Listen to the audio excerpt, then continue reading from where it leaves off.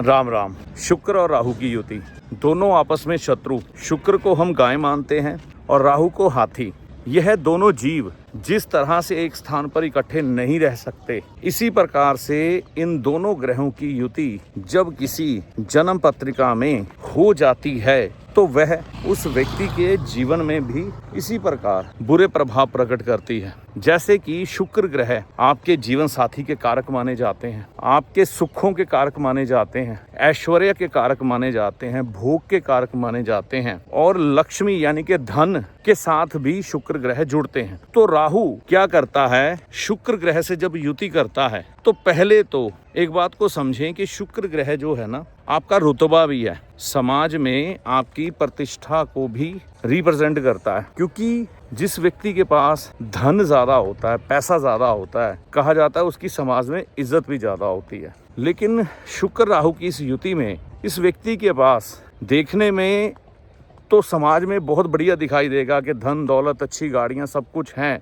लेकिन ऐसे व्यक्ति की इज्जत नहीं होती। लोग ऐसे व्यक्ति की पीठ पीछे जो है अच्छाई नहीं गा रहे होते, उसकी बुराई गा रहे होते हैं। यानी कि ऐसे व्यक्ति की जो इज्जत होती है ना, उसको हम ये कहते हैं कि इसकी फोकी इज्जत है, यानी कि दिखावटी इज्जत। देखने में लगे कि ये इज्जतदार व्यक्ति है लेकिन उसकी इज्जत नहीं होती। पैसे के मामले में भी ऐसा ही है, पैसा आएगा लेकिन खर्च होता जाएगा, धन अपने पास जमा नहीं हो पाता, जिसके कारण धन का भी अभाव देखा जाता है। और इसके अलावा जीवन साथी की सेहत को लेकर बहुत परेशानियां देखने को मिलती हैं। पाइल्स की समस्या देखने को मिल सकती है। और इसके साथ साथ शुक्र जो कि स्किन के कारक माने जाते हैं, तो स्किन से जुड़े हुए रोग व्यक्ति को परेशान कर सकते हैं। तो मैं शुक्र राहु की इस समय में बात कर रहा था, सामने वो ईंट का भट्टा है, ईंटें बनाते हैं, वहाँ पर चिल्लाने की आवाज़ आ रही है, तो पति पत्नी का झगड़ा शुरू हो गया।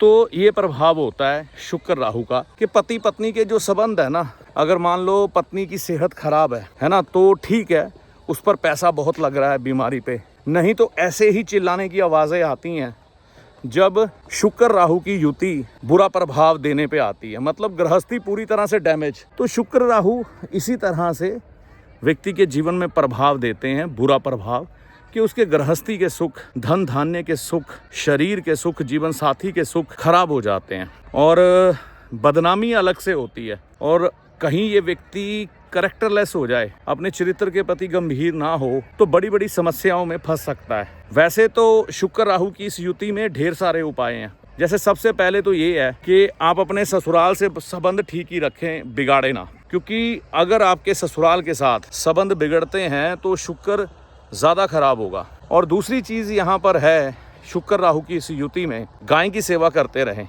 गाय को सफ़ेद जवार खिलाने से लाभ मिलता है। और पत्नी की सेहत अगर खराब हो तो पत्नी के वजन के बराबर सफ़ेद जवार गाय को खिलाएंगे तो भी लाभ होगा। पत्नी की सेहत खराब है, इज्जत आपकी खराब हो रही है, धन धान्य की कमी आ रही है, तो ये आप देखिए, ये है चांदी की चूड़ी, ठीक है, इस पे आप देख सकते हैं नेल पेंट लगा है। आमतौर पर पता क्या कहा जाता है कि लाल रंग का मीना चांदी की चूड़ी पे लगवा लो। तो आप लाल रंग का नील पेंट लगवा के भी ऐसी चांदी की चूड़ी जिसका वजन 40 ग्राम हो, अपने जीवन साथी को धारण करवा सकते हैं। अगर कोई स्त्री है, उसकी कुंडली में शुक्र राहु इकट्ठे हैं, तो वैसे गाय की सेवा करे, या फिर मिट्टी के कुल्हड़ में गाय का कच्चा दूध भर के और उसमें माखन डाल के, बिना नमक वाला माखन डाल के भगवान शिव के मंदिर में अर्पण कराए, तो इससे भी लाभ होगा।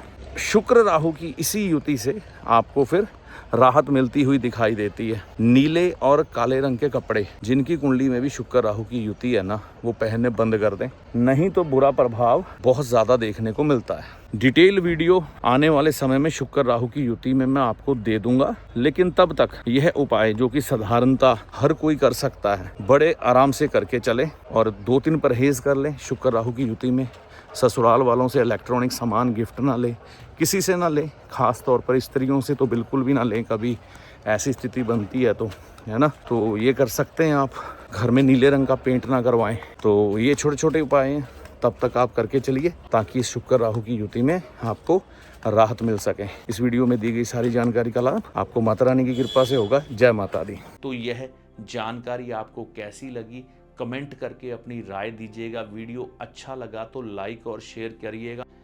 देखिए, अंत में एक चीज़ मैं कहना चाहूँगा, ज्योतिषी को हमेशा अपने एक सलाहकार के रूप में देखें, जो आपके भले और बुरे समय का ज्ञान आपको देकर आपके कष्टों से आपको बचाने का प्रयास करता है।